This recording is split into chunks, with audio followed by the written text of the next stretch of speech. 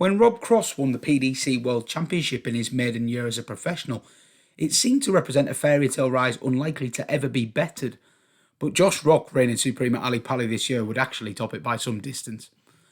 Upon winning his card in January, the 20-year-old Northern Irishman was a complete unknown, and even though he had had some fabulous floor performances and underlying data in the early part of the year, he's only really burst onto the public radar in the last 3 months or so. At one point, a 400 to 1 rag in the betting, Rock now heads to Ali Pali as number 1 in the Pro Tour qualifying ranks and as a best price 16 to 1 runner. That begs one obvious question. Could he really go all the way? Well, on talent alone, yes he can. He's won 5 development tour titles this term and, more recently, became World Youth Champion. But most impressively, he's transferred those achievements over to the senior sphere effortlessly. Records have been smashed, including the tour's season high average, a total north of 120. He's held his own against virtually all of the big names he's faced and looks completely unfazed by each new challenge that presents itself.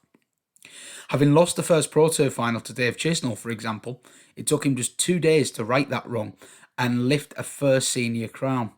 His official TV debut against the experienced on-form major winner Nathan Aspinall was won in the fashion of a seasoned professional, while his first clash with MVG a couple of weeks later, despite an outrageous amount of hype beforehand, somehow managed to live up to the billing.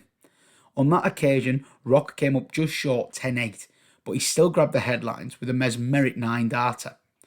As you can tell, there's a lot to say about Josh, and we've certainly covered him in huge detail this year here on the channel, as our regular viewers can attest.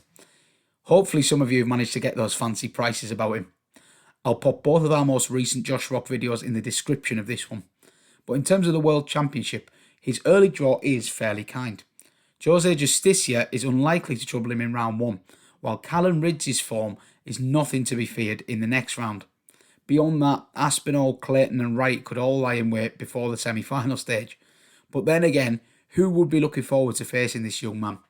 While the value's undoubtedly been scooped up, watching if Rocky can complete the fairy tale is going to be a whole lot of fun.